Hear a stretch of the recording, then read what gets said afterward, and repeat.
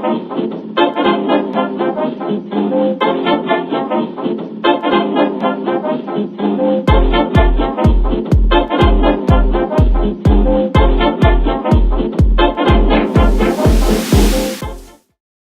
everyone, welcome to the show. My name is Amanda Gates, and today I'm going to do a little bit different style video than normal. Rather than doing a video of me teaching and you looking at me, I'm going to use slides today as an example so that I can teach you how to start incorporating energy alignment into your kitchen design.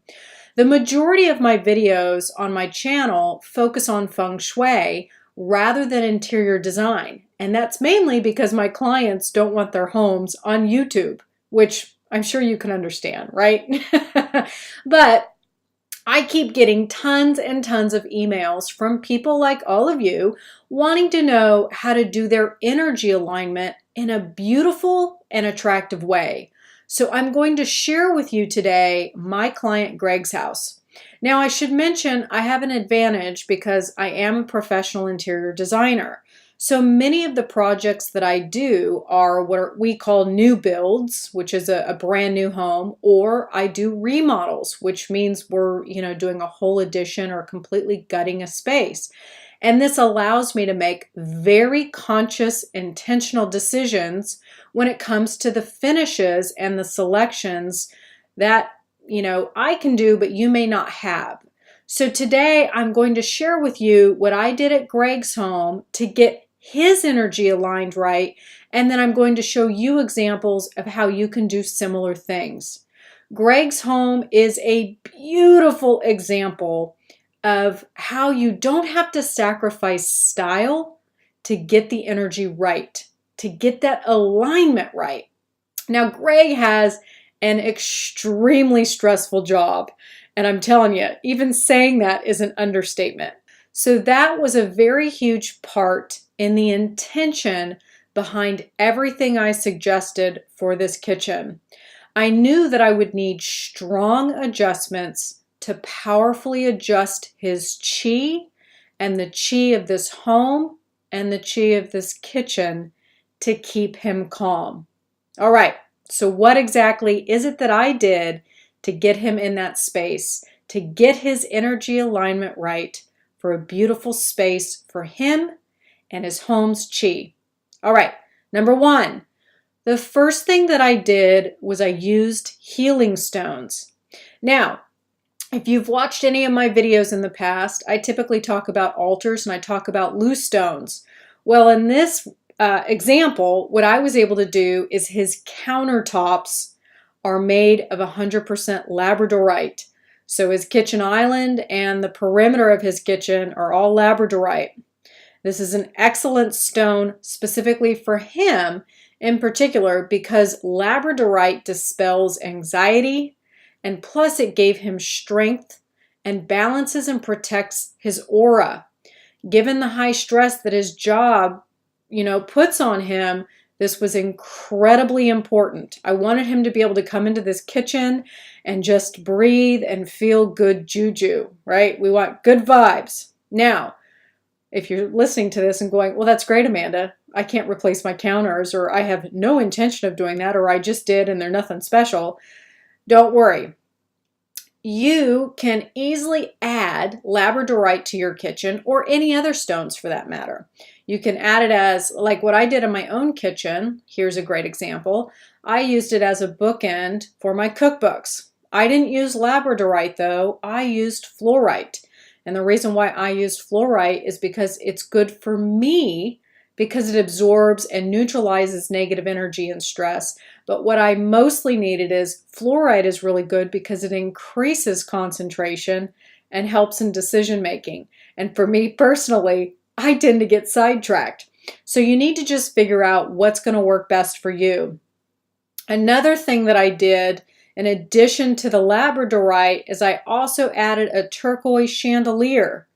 Turquoise increases positive mental characteristics. It adds serenity, creativity, empathy, positive thinking, and happiness, all of which are result in a calmer state. And given Greg's high-stress job, that is exactly what he needed.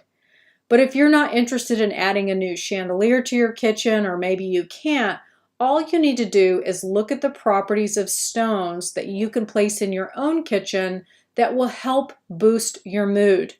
I recently had Heather Eskinosi on my podcast. She is from Energy Muse, and you can go to her website, energymuse.com, and she has a list of all of the properties of every stone imaginable to help you decide what's going to be best for you. All right, number 2.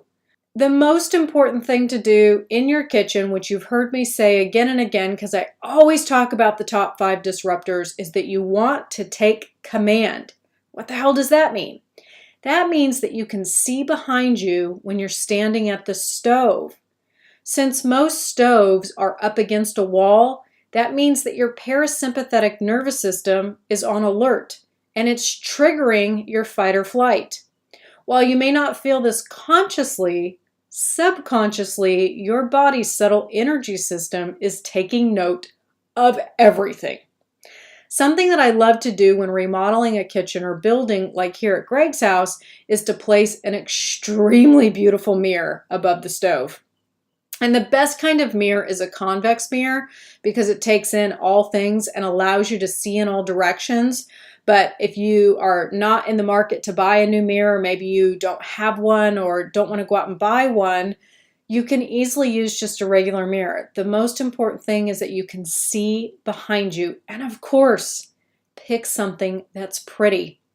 And if you don't have the ability to use a large mirror, this is something that I can take advantage of when I'm doing a new build or a remodel, is I can allot the necessary amount of space behind the stove specifically to a mirror. Like in this case, I already had this mirror picked out, so we made sure that it would fit.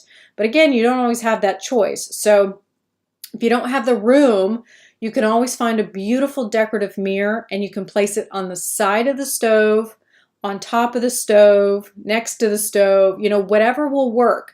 You just have to make sure that when you're looking in it, you can see behind you. Make sense? All right. Number 3, if you have a walkway on either side of you or both sides of you, like Greg does here, this causes instability. And this isn't good for your energy. The house's energy could really get screwed up here because it basically deposits chaos, and it's not good for your energy because again it's triggering your parasympathetic nervous system, and then ultimately that energy signal that you're putting out, you're driving that into your food as you cook. So none of that is a good situation. So one of the best things that you can do is hang a beautiful wind chime over your head to disperse the chi or energy and stabilize it. It doesn't need to be a big thing. It doesn't need to be a huge, big wind chime. It can be small because you're calling in new energy, you're boosting your chi, and you're dispersing new, amazing chi into your kitchen. Who doesn't want more of that? What a great way to get your kitchen energy aligned with beautiful design and get all of that good juju just feeling amazing. We all love to spend a lot of time in our kitchens. It's where we cook our meals for our family. So this is definitely a space that we want to get that energy right. And I have to say, and I'm sure you would agree, Greg's kitchen turned out absolutely gorgeous. Wouldn't you agree? All right, everyone, if you have questions or comments, place those below. I hope you've enjoyed this video today and it helped. If you'd like more information about me, you can head on over to my website at gatesinteriordesign.com and be sure to check out my podcast at Home Energy Design. You can find that on iTunes and you can find it on Stitcher. And hey, trust the vibe because the energy never lies.